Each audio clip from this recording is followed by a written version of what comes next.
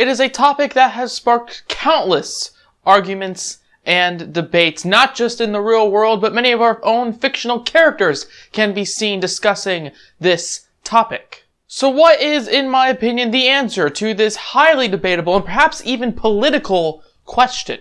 If superheroes were real, would they be beneficial or a terrible addition to society? Hey guys, my name is EJ, and no matter what side of the debate you're on, the inclusion of superheroes would be revolutionary to society. These costume vigilantes that hunt night and day for crime would prove to be absolutely earth-shattering as they defeat the most dangerous criminals on the planet.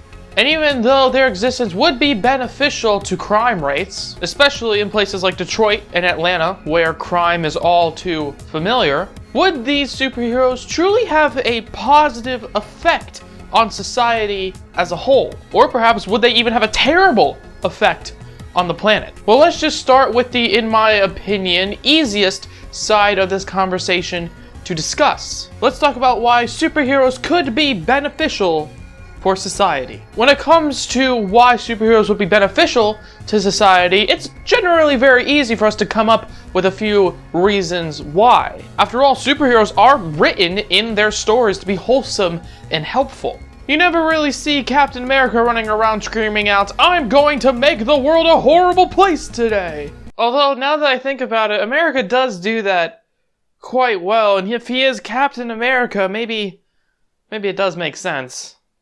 Wait, sorry, no politics. When written, superheroes tend to be very beneficial to the world. They help stop the crime, they kiss the girl, they save the day. But what about them actually benefits society? Well, obviously, crime would first be completely altered. I mean, if a hero was out there protecting the streets, you think that various crimes would never be committed on account of the fear they have for the hero. I mean, it is the whole Batman argument, striking fear into the hearts of criminals. And of course, Batman isn't particularly the only example of this. Even Superman, the big blue Boy Scout who is not nearly as violent as Batman, has probably stopped a handful of crimes from even being committed due to his own existence. Not just because of how successful he is at stopping currently active crimes, but also because his existence alone might just stop someone from committing an act of crime altogether. Just because it'd probably be more likely for them to get caught. If someone has been a hired hitman for, 25 years, he probably knows a few tricks up his sleeve to get past the cops quite easily. But a superhero that makes his own laws might just be too unpredictable. And that unpredictability could be dangerous, saving someone's life because the hitman just doesn't want to have to deal with that unpredictable nature of the superhero existing. The superhero would be a bit more difficult to plan for, perhaps telling the hired hitman or whoever wants to commit a crime to say maybe it's just not worth it. And of course, if there are less crimes being committed, then there's less people in harm's way. So less cause for injury and death. Thus, with the existence of superheroes, the average death and crime rates will diminish. Not only because of the crimes they stop every day, but also because of the crimes their existence prevents. Which is obviously a massive reason why superheroes would be beneficial to society. But, if you think about it, that's kinda it. Sadly, that's really it for why superheroes could be good for society. I know, believe me, I really tried to think of any other reason why superheroes would be beneficial to society. When it comes to how society would benefit from a Superman roaming the streets, that's pretty much every definite reason why they would benefit the world.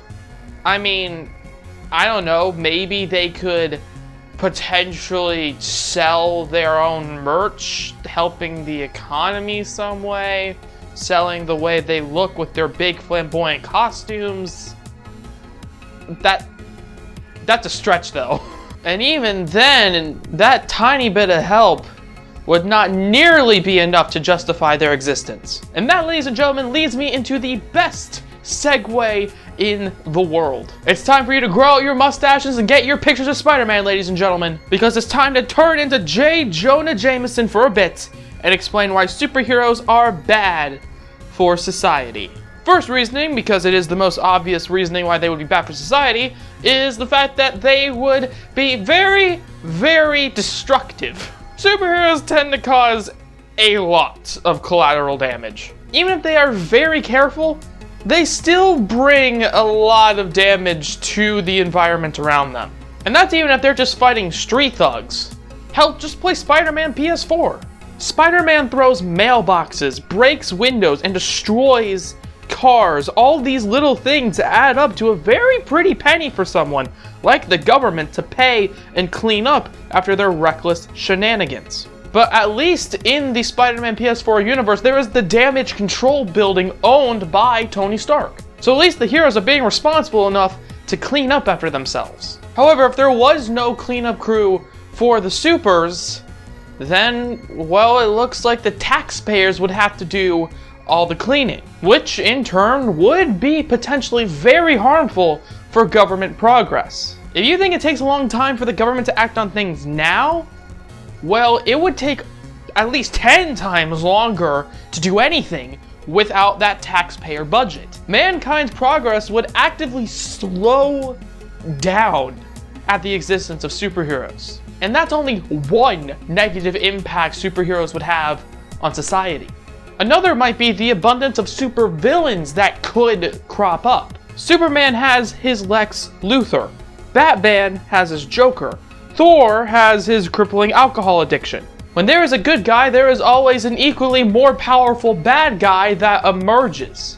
It's just the way the world works. The universe kind of just balances itself out like that. There is always a yin and a yang. Now I know, the more powerful a superhero, the most least likely there would be of an equally powerful supervillain in the real world. After all, this isn't a comic book. But that doesn't mean people won't just try to climb up the crime food chain with even more power and anger. More powerful mob bosses may rise up. Sure, the overall crime rate would go down, but that might mean more dangerous and evil people might come up. Love it or hate it, the idea of competition is ingrained in all of us. If the criminal underworld sees a cape-wearing defeater of evil, that might make a few of them try and replicate their power. A few of them might just end up equaling their strength. Superheroes might make us weak, as Incredibles 2 suggests,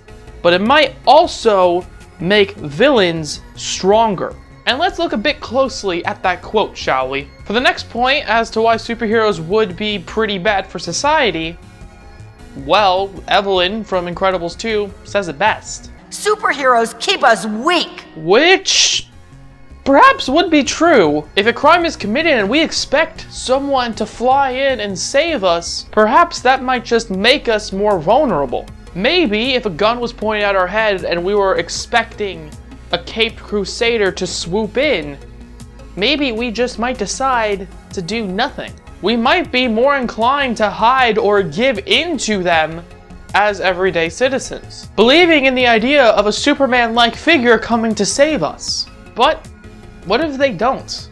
What if the superhero never comes? Well, that could lead to disastrous results. The citizen might lose money. They might lose possessions. They might even lose their life. Now, even though real-life superheroes would be an incredible and revolutionary concept, would it be completely worth it? I mean, would people completely lose respect and faith in the police authority because they expect this brightly colored superhero to come and save them, not the cops? Would we become overly dependent on them, unable to save ourselves? Would we become weaker because of the existence of this super being? Personally, I believe so. I would say that in the end, real-life superheroes would leave us with a weaker and worse off world. Superheroes at the end of the day, if they walked amongst us, if they weren't just in a comic book or in a movie, if they were in the real world, they might just be bad for society.